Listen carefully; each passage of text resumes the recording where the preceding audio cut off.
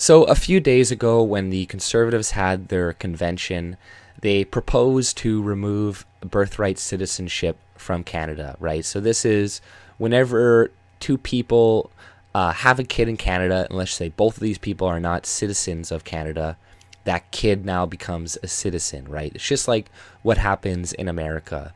But after they announced this, I knew there was going to be a bunch of sob stories coming out. I knew there was going to be people freaking out like there is. And a good example of this is this guy, Bashir Mohammed. And he started freaking out about this on Twitter. And now the Globe and Mail got him, I guess, to write a story for them. And he's just recounting, his experiences coming into Canada and through the whole stateless person realm or whatnot. But the funny thing is also with this guy is that from 2000, there's a tweet of his from 2016 where he's responding to this, like, I don't know, reporter, and she's asking him why he's going back home. Is it because of the racism that he's experiencing at Edmonton? And he's like, no, I'm just going back to visit family and shit. So it's like he left Somalia, right, to Canada because it's apparently a war zone, but he's going back there for holidays. Like that is ridiculous. How is that possible? If it is a war zone and it's too dangerous and you have to come to my country to now use up all the resources, then you should not be allowed to go back for holidays. That makes absolutely no sense. And like, sorry, I'm still kind of sick from before, but this is the exact same thing. I'm pretty sure that happened in Europe when it was like Ramadan and all this shit. These people they're going back to Syria. They're going back to all these war zones for holidays, and then they can't come back to Europe. And you're like, are you fucking kidding me? But, this guy, he wrote a massive sob story, and I'll go through it with you because, it's pretty funny, and there's a few points in the article where you're just like, what the fuck?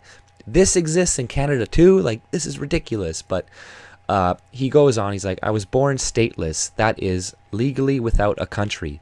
So I was shocked and disturbed to learn the Conservative Party of Canada passed a motion last week to end birthright citizenship in Canada. This move is reckless and dangerous and risks making the world's most vulnerable people even more so. I come from a Somali family. My family is from north of the country. My parents moved to Mogadishu, blah, blah, blah. My mom resisted leaving. The boat sank, yada, yada, yada. Unfortunately, the boat was too heavy, blah, blah, blah. My dad died at 12 from unrelated causes. He just mentions that, so I guess you feel sorry for him or something. I don't know. But yada yada yada. But it gets more interesting near the middle of it. But he's like, but the most important thing was that they were finally together. Whatever. My family entered the camp in 1991, and in 1994 I was born. So he was born in Kenya in a camp, and in Kenya they actually have some common sense, and they don't make people whose both parents are not citizens, they don't make their kids into fucking citizens. It's only Canada and America who do that because we're retarded or something. I have no fucking clue. But the Kenyan government did not grant citizenship at birth, and the Somali government did not exist. Well, if they exist now and you're going back to holidays, go back and get a fucking citizenship, you piece of fucking shit. And so I was declared stateless. I legally belong nowhere. According to United Nations High Commissioner for Refugees, stateless people have difficulty accessing basic rights such as education, healthcare, employment, and freedom of movement. So none of these are rights, first of all. So I don't care what the fuck the UN says, but education is not a right. Healthcare is not a right. Employment is not a right. And freedom of movement is also not a right. Can I freely move into your fucking house and set up camp and sleep there? No. Can I legally move into your backyard and put up a tent? No. Like, can we legally move across borders in other countries? No, unless you're a white country or European country, no. So, but freedom such as education, this is what people believe. This is what we're taught, though. It's like people come in our country thinking they have a right to all these things. And it's like, no, these are all privileges off of the fact that we have tons of fucking money and we're able to give these things out. They're not rights. Because these rights, this is what people don't get. Education, healthcare, employment, housing. These rights require other human beings to work and to do things to give you these things. That's why the founding fathers and stuff, they made these rights very simple. Like, you know, the searching or the freedom of religion and freedom of speech and, you know, right to defend yourself. Very, very few things that require nothing else from other people.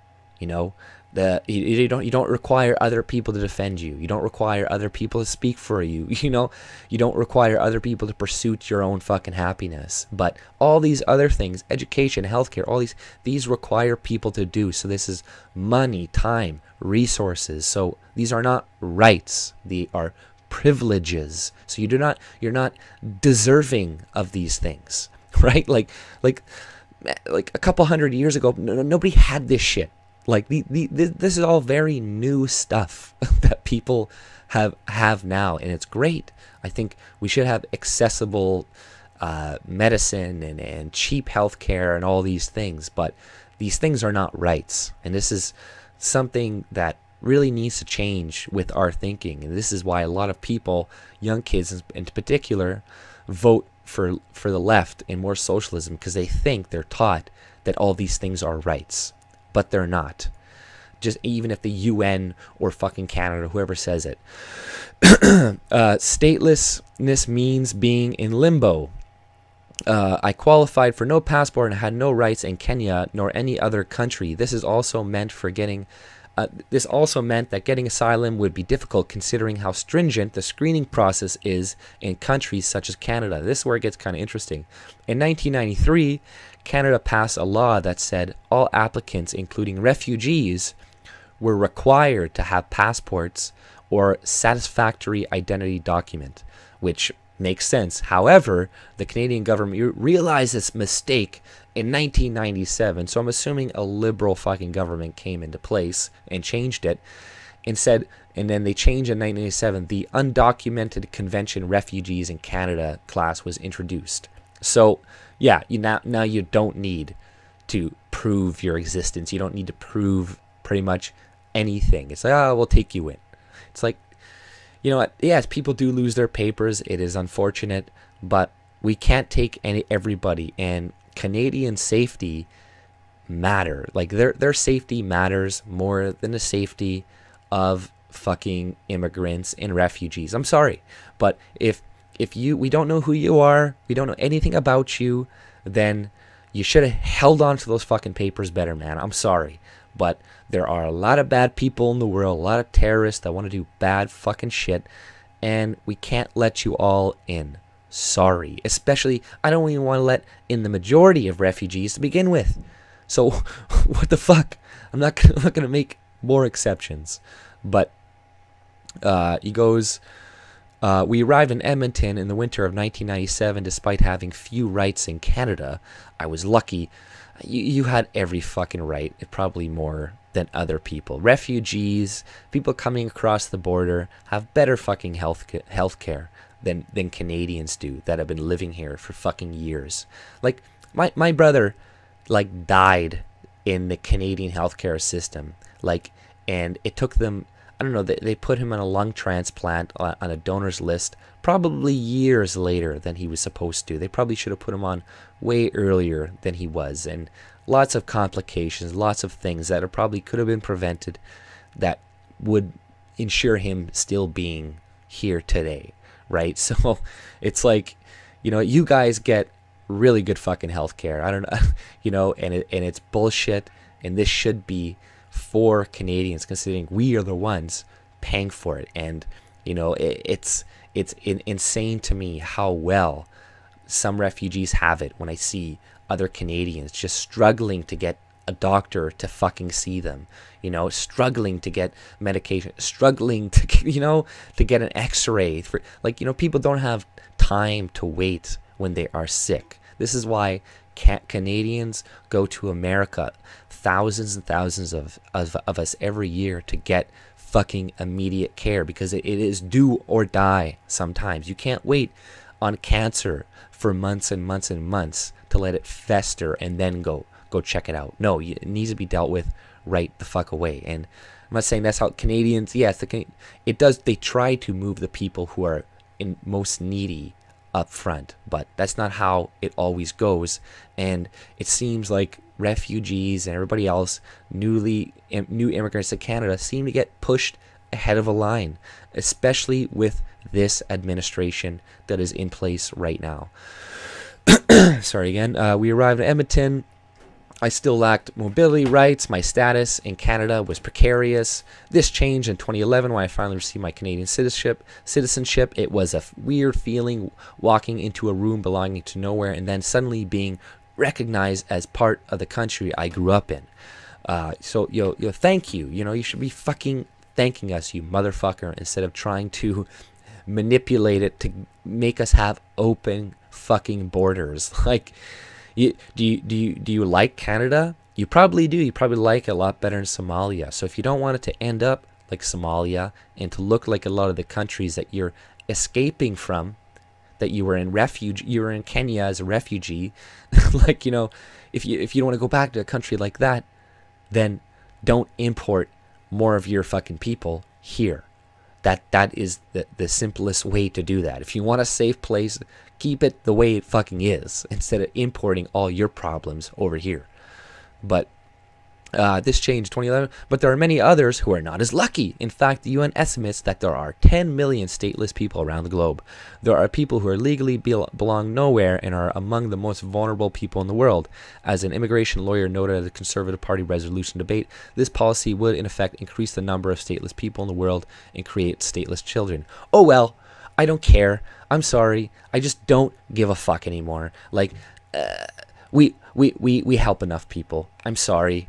But we can't just keep doing this. We can't keep doing like, oh, well, stateless people. Well, who's going to do it? You do it. Get all the fucking countries surrounding Somalia to take you in. Okay? Get people who have your culture to take you in. Like, I don't care. I don't care if you're stateless. That is your government's fault. And if you don't like it, go back to your country, get a bunch of people together, create a fucking army. I don't know. Take control of your government and create a fucking state. I don't know. But it's not up to us to fix this problem for you. It's not up to us, not up to Canada. Canada didn't fuck up Somalia. Canada didn't fuck up all of these countries. Canada didn't create the fucking climate action, the climate change that is going on right now. First of all, that's probably just natural, the majority of it. And secondly, we don't throw fucking plastic in the fucking ocean like these third world fucking countries do, right? It's not us. So we should stop being the ones paying the brunt for everybody else's fuck up in the fucking world. But there are 10 million stateless children. I don't care. I don't give a shit. According to some Conservative Party delegates, the goal of the resolution was to take birth tourism, a phenomenon that they consider to be massive in quotation, problem. However, there are no statistics that support that assertion. Statistics Canada notes that 0.08% of births per year involved a parent that lived outside of Canada. To put it simply, birth tourism is a racist dog whistle that has no basis in fact and reality. So this is what I'm telling you. Conservatives, you're fucking idiots. You're trying to avoid being called racist, but you're going to be called racist. Anything you put forward is going to be, this is a racist dog whistle. So he even admits that it doesn't affect that many people, but it's a racist dog whistle. But this is bullshit. He's probably just talking about birth tourism, people who just have their baby here, then go back. But that is a part of the problem, and it's not as big, but there are also tons of people that come to Canada as refugees, as all these people that live here for years and have kids. And then they just stay here because one of their kids now is a citizen. Now they have a way to get into the country. So yeah, it's this, but this is like, they're moving the goalposts, or it's like a straw man type thing, right? oh, you're just worried about this little tiny insignificant problem. It's like the same issue with in America with showing voter ID. They're like, oh, there's like 6 people who did it. Why do we need voter ID? Well, every fucking country that has a brain, you have to show voter ID. Even in Canada, although the new election bill C-76, I think it is, that the Liberals are proposing, want to make it so you can like vouch for somebody, right? And like pretty much remove the requirements of showing an identification and stuff. So they want to make it kind of like America. And then when you go to take that back and to force people to show identification, this is a racist dog whistle. Oh, this is going to affect primarily Native Americans and people of color and women and blah, blah, blah, blah, blah. This is just to get them to stop voting. Like that's all it's going to be used as. And, you know, this is the same fucking thing, right? They're like, oh, it's not a big issue, but it needs to be fixed. We can't, this is a big issue, even if they say it isn't. You know, statistics, first of all, though these things are very easily manipulated. Statistics, I forget who made this quote, it was some author or something, but he's like, you know, like never trust statistics because they can easily be changed by just asking one slightly different question, you know, and then the numbers will be wildly different. So always take those with a grain of salt. And yet, delegates still passed the resolution. This saddens me. As someone who was once stateless, this vote represents a hard shift in our national discourse around immigration diversity, a major political party openly endorsing dog-whistling policies to build their base. Ah, man. It's like, just like this, you know, the Liberals in Canada, they're turning exactly like the Democrats in fucking America, and now they're going to be labeling everything fucking racist. And this is kind of good in a sense because it will just push more people to conservatism, right? And this is what happened. This is what has happened with Trudeau in office. It's like nobody's going to the Conservative Party because Andrew Scheer has tons of charisma, and they're like, wow, he's so fucking awesome and great. And I love the things he says. It's just because they just really hate Trudeau, and they're like, okay, this guy's really fucking bad. But Andrew Scheer has no charisma. He doesn't bring anybody to the table. You know, Maxime Bernier, on the other hand, he brings people from all different categories. He brings liberals, NDP voters, conservatives, libertarians, people like he's bringing in new blood to the party, whereas Andrew Scheer isn't. You know, he's just getting the runoff from Trudeau. But we must understand this discourse. And yet delegates still pass. Oh, we must understand this discourse in the context of the refugee crisis the world currently faces. So it is a crisis or it isn't a crisis. I don't know. People keep saying it's not a crisis. They're even saying this shit in Europe. No, that's not a crisis. It's not a crisis yet. Wait until it's 200 million. But it's not a crisis yet. But we must understand this. Whatever world currently faces today, there are more refugees worldwide than there have been at any time since the Second World War, and that number is projected to rapidly increase as climate change creates even more environmental refugees. Oh God, you know, it's like, okay, first of all, they compare the numbers to World War II, whereas the population was probably much smaller during World War II. So proportionally, there is going to be probably more immigrants or refugees now. Whereas if you look globally, the amount of people living in poverty every day is decreasing. Every day.